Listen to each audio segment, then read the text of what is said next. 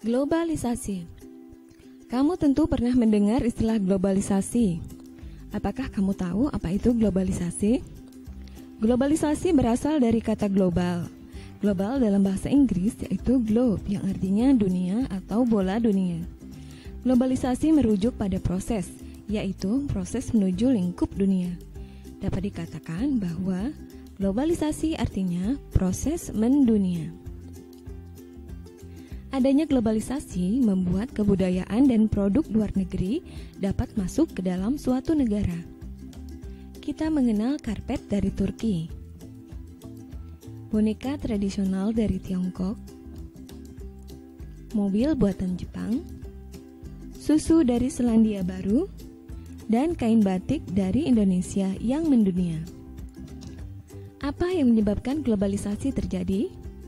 Adanya globalisasi disebabkan oleh dua hal, yaitu kemajuan transportasi dan kemajuan sarana komunikasi dan informasi.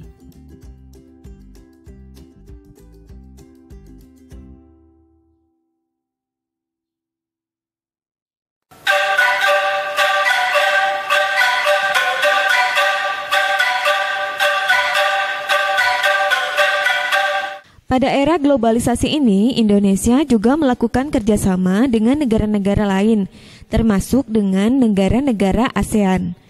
Bagaimana peran Indonesia dalam kerjasama di bidang sosial budaya dengan negara-negara ASEAN? Mari kita baca artikel berikut. Menlu Hillary Clinton promosikan angklung ke dunia. Menjelang akhir pertemuan ke-44 Menteri Luar Negeri ASEAN, tepatnya pada tanggal 22 Juli 2011 malam di Hotel Nusa Indah Bali, diselenggarakan acara makan malam. Acara tersebut dihadiri lebih dari 50 Menteri Luar Negeri. Tampak Menteri Luar Negeri Amerika Hillary Clinton dan Menteri Luar Negeri dari negara-negara ASEAN, Cina, Rusia, Uni Eropa, peninjau, dan tamu dari berbagai negara lain. Tentu saja berbagai makanan tradisional dihidangkan dan berbagai kesenian daerah ditampilkan seperti tari-tarian tradisional Jakarta, Bali, dan Aceh. Sebagai acara puncak adalah penampilan angklung interaktif oleh Saung Mang Ujo.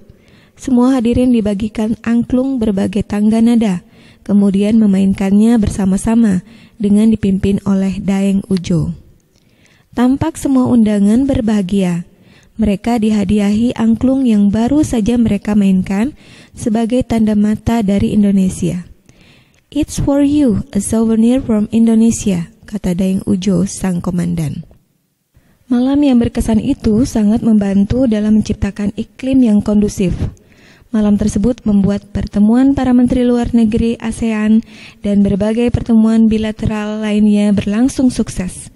Foto Ibu Hillary Clinton pun menghiasi berbagai surat kabar di dunia. Berkat angklung, Bu Hillary Clinton pun menjadi duta Indonesia. Dari artikel yang kita baca tadi, ada beberapa hal yang dapat kita simpulkan. Yang pertama, pertemuan ke-44 Menteri Luar Negeri ASEAN merupakan salah satu bentuk kerjasama regional antara Indonesia dengan negara-negara di Asia Tenggara. Saat ini, organisasi ASEAN menjadi wadah kerjasama di berbagai bidang seperti politik, ekonomi, keamanan, sosial, dan budaya. Yang kedua, dalam pertemuan ini, Indonesia menjadi tuan rumah penyelenggara. Sebagai salah satu negara anggota ASEAN, Indonesia telah berperan aktif dalam kerjasama regional. Di antaranya, Indonesia adalah salah satu pendiri ASEAN. Indonesia pernah memimpin ASEAN dan ikut serta menciptakan perdamaian di Asia Tenggara. Yang ketiga, angklung sebagai salah satu kesenian tradisional Indonesia ternyata mampu menghadirkan kebahagiaan bagi semua undangan dan membuat pertemuan Menteri Luar Negeri ASEAN tersebut menjadi sukses. Kerjasama ASEAN di bidang sosial dan budaya dikenal dengan nama ASCC atau ASEAN Socio-Cultural Community.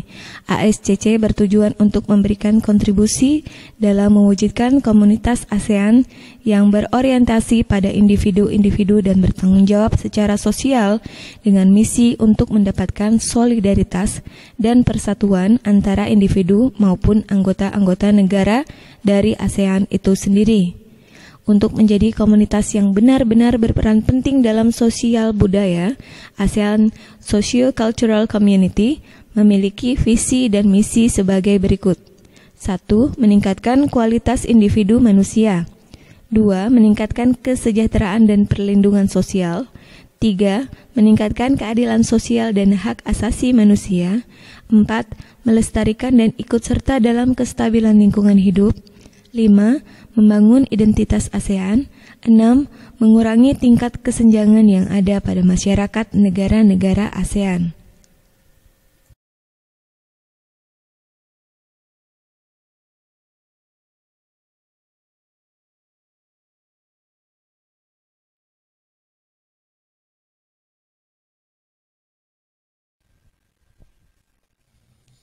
Kita sering mendengar bahwa abad 20 merupakan abad globalisasi. Berbagai peristiwa dari berbagai belahan dunia dapat kita saksikan langsung melalui layar televisi pada jam, menit, atau bahkan detik yang sama. Kita dapat berhubungan dengan sanak saudara, kerabat, atau sahabat yang berada di negara lain dengan mudah.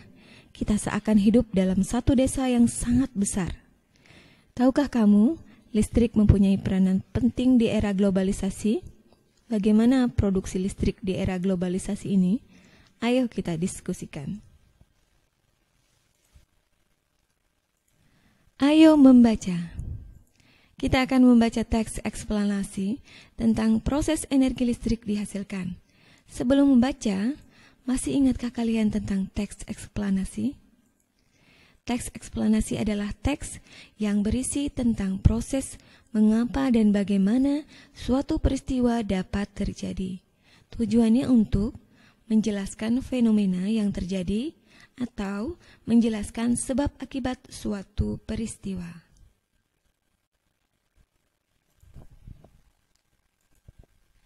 Struktur teks eksplanasi sebagai berikut. 1. Topik atau pernyataan umum. 2. Deret penjelas atau urutan sebab akibat. 3. Kesimpulan atau interpretasi.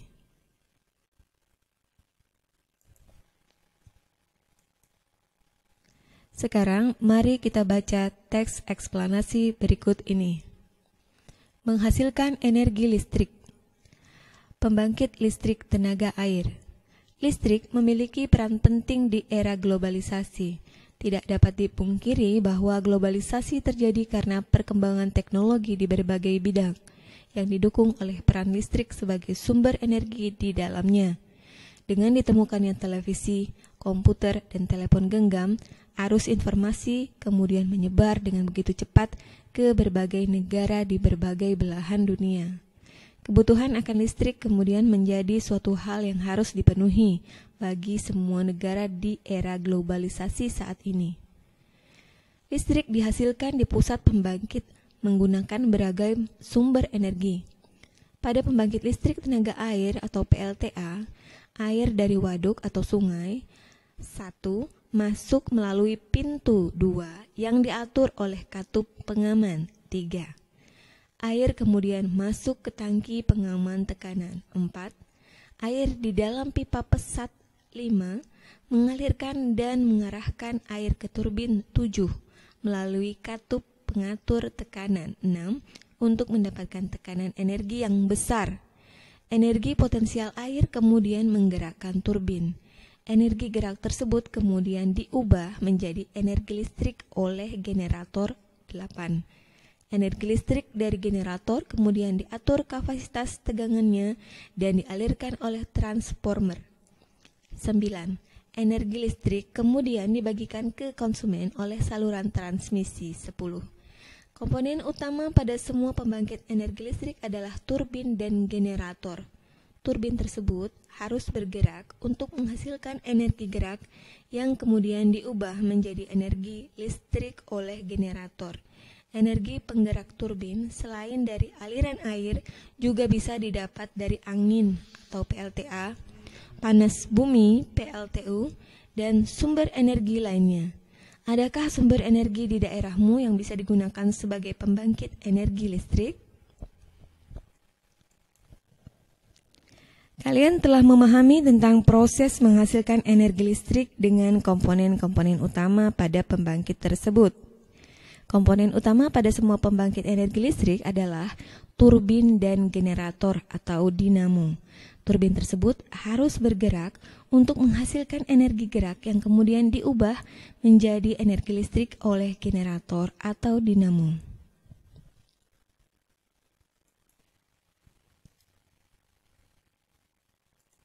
Mari kita ulangi penjelasan proses dihasilkannya energi listrik di pusat pembangkit melalui skema berikut. Listrik dihasilkan di pusat pembangkit menggunakan beragam sumber energi. Pada pembangkit listrik tenaga air atau PLTA, air dari waduk atau sungai 1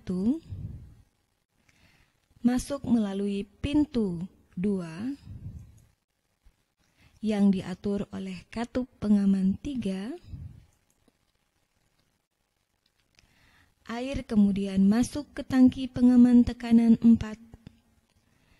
Air di dalam pipa pesat 5 mengalirkan dan mengarahkan air ke turbin 7. Melalui katup mengatur tekanan 6 untuk mendapatkan tenaga energi yang besar. Energi potensial air kemudian menggerakkan turbin. Energi gerak tersebut kemudian diubah menjadi energi listrik oleh generator 8. Energi listrik dari generator kemudian diatur kapasitas tegangannya dan dialirkan oleh transformer. Energi listrik kemudian dibagikan ke konsumen oleh saluran transmisi 10.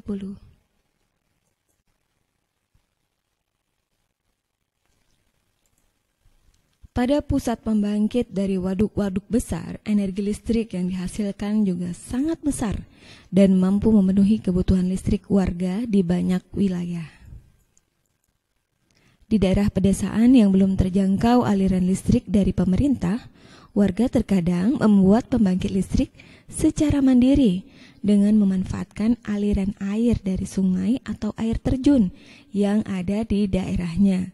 Pembangkit tersebut tentunya menghasilkan energi listrik yang hanya cukup untuk memenuhi kebutuhan listrik warga sekitar saja. Pembangkit listrik tersebut dinamakan pembangkit listrik mikrohidro yang memanfaatkan sumber energi alternatif dari aliran air yang ada di lingkungan sekitar. Nah, sekarang perhatikan skema dari pembangkit listrik mikrohidro ini. Coba kalian kembali ulangi penjelasan tentang bagaimana proses dihasilkannya energi listrik pada teks eksplanasi tadi. Kemudian, amati gambar ini dan tuliskan bagaimana proses terjadinya atau proses dihasilkannya energi listrik melalui pembangkit listrik mikrohidro ini. Mengapa harus ada kemiringan 25 derajat? Ya, silahkan kalian kerjakan di buku tugas kalian.